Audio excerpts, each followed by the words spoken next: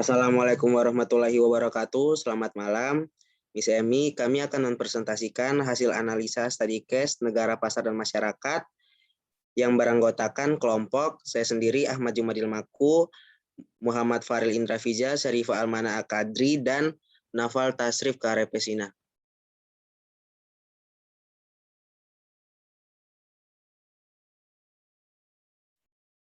Yang pertama, perilaku KKN, korupsi, kolusi, nepotisme di Indonesia. KKN adalah suatu tindakan yang sangat merugikan bagi setiap kalangan masyarakat dan negara.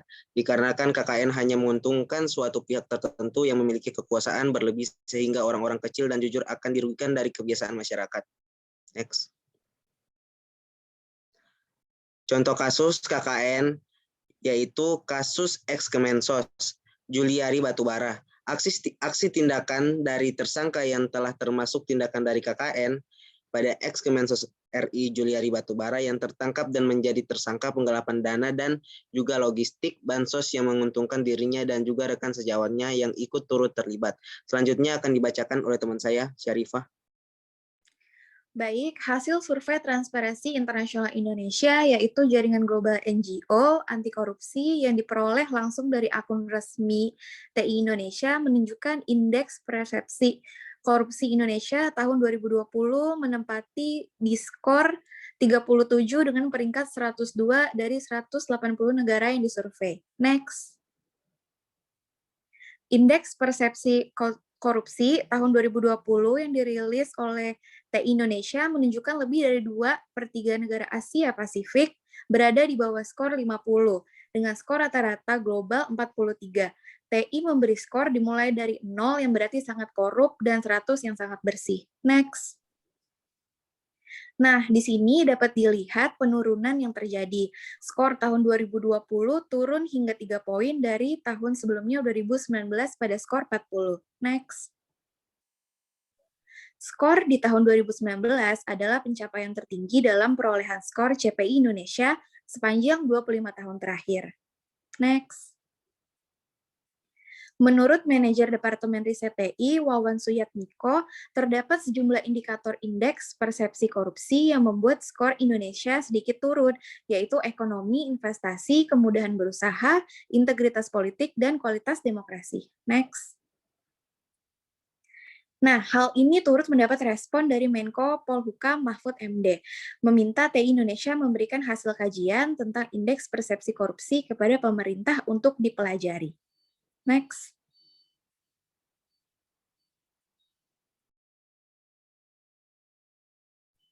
Nah, Ketua KPK Firly Bahuri memaparkan bahwa kasus ini diawali dengan adanya pengadaan barang berupa bansos penanganan COVID-19. Kementerian Sosial RI tahun 2020 ini kurang lebih merugikan sekitar 5,9 triliun dengan total 272 kontrak dan dilaksanakan sebanyak 2 periode. Next.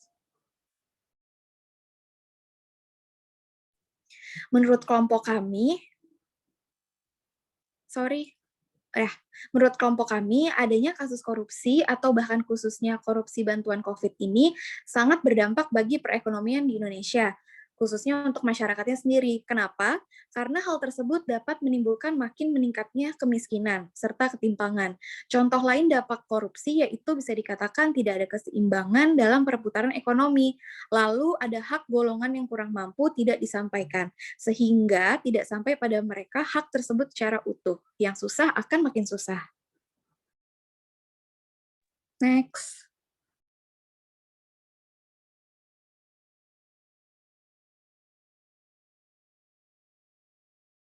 Baik, selanjutnya kondisi perekonomian Indonesia pada tahun 2021.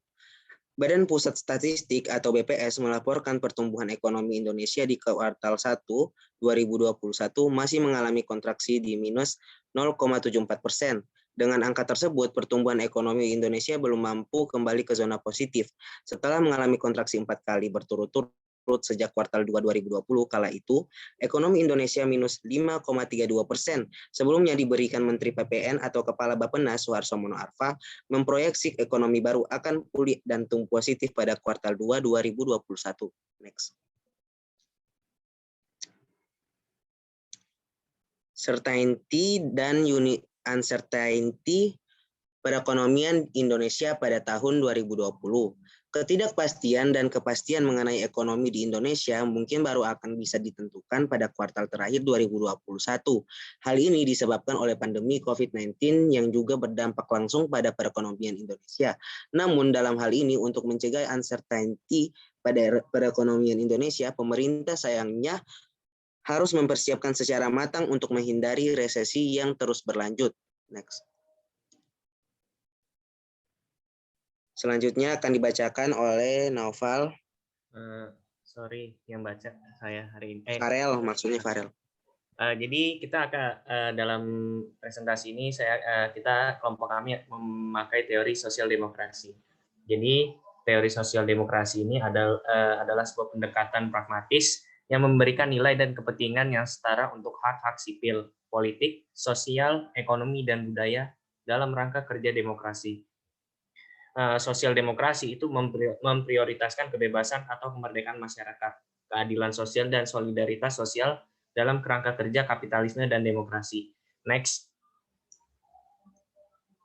Kenapa kelompok kami mengambil teori sosial demokrasi? Karena teori sosial demokrasi ini sudah hidup lama sejak awal dari zaman atau era reformasi di Indonesia. Nah, hal itu terlihat pada perhelatan pilkada dan pilpres. Ada banyak peserta pilkada dan pilpres yang mengusung jargon yang mengandung progresivitas. Jargon itu adalah bekerja untuk rakyat, ekonomi kerakyatan, dan juga pro-rakyat. Nah, sayangnya penggunaan kata rakyat ini pada jargon tersebut itu tidak ideologis, sebab sebagian peserta pilkada atau pilpres yang terpilih menjadi kepala daerah atau presiden itu tidak membuat kebijakan yang benar-benar mementingkan rakyat. Bibit gagasan sosial demokrasi juga terlihat pada kebijakan beberapa kepala daerah. Next. Contohnya adalah melarang atau membatasi izin pasar modern untuk melindungi eksistensi pasar tradisional. Nah, selain itu, bibit gagasan sosial demokrasi ini terlihat pada diri anggota ormas-ormas berpengaruh. Jadi ada banyak anggota ormas-ormas berpengaruh yang menganut prinsip sosial demokrasi, meskipun mereka itu tidak mengakuinya secara terbuka. Next. Kenapa alasan memilih teori ini? Alasan tersebut tidak hanya mencakup sisi konseptual, tapi juga kritik terhadap neoliberalisme dan komunisme. Kalau alasan tersebut dapat dibuat, sosial demokrasi itu bisa diterapkan di Indonesia. Jadi ada kebijakan-kebijakan di daerah yang bernafaskan sosial demokrasi, meskipun cenderung elitis dan teknokratis. Contohnya adalah kebijakan yang melarang atau membatasi izin pasar modern untuk melindungi eksistensi pasar tradisional. Kebijakan-kebijakan tersebut bisa menjadi best practice penerapan sosial demokrasi.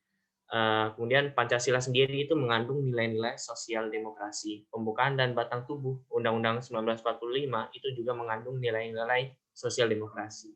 Next, selanjutnya akan dilanjutkan oleh teman saya Nova.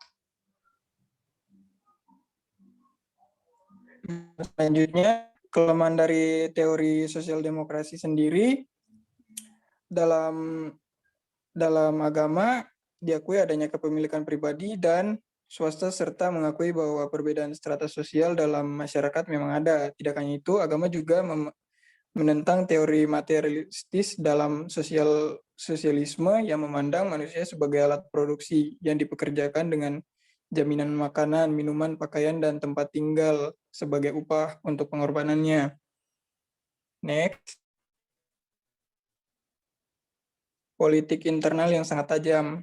Ideologi ini sangat erat dengan ketajaman politik internal yang memperjuang sistem sosialis yang kokoh dan menjaga lingkungannya. Dengan demikian, negara akan menguasai beragam jenis media komunikasi dan informasi seperti radio, surat kabar, majalah, dan media lainnya untuk memuat rancangan agenda pengawasan ketat terhadap warga negaranya. Next.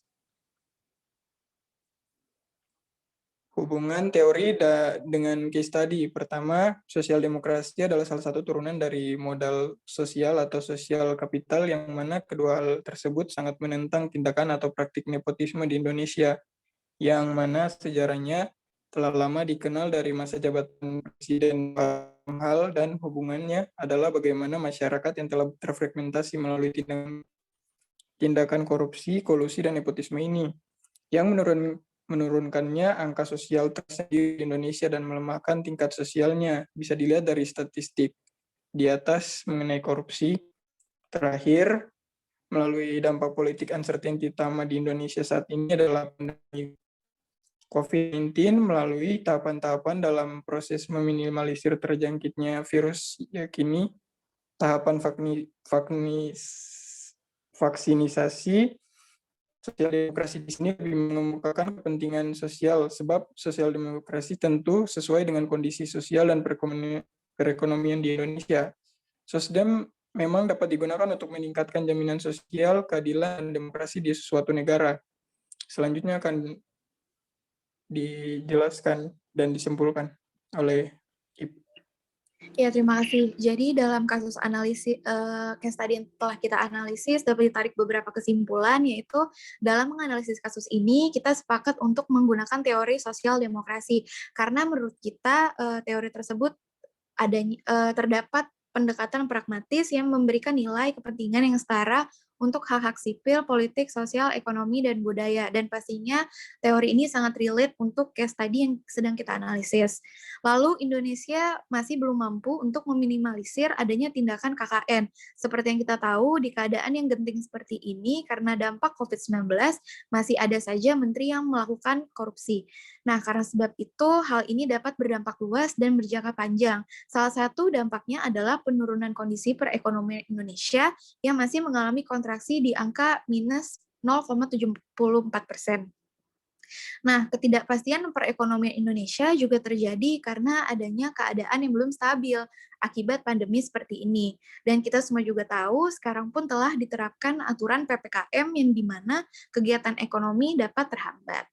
Sekian hasil dari analisis studi case dari kelompok kami. Semoga dapat bermanfaat dan dapat diterima dengan baik oleh Miss Emi. Terima kasih.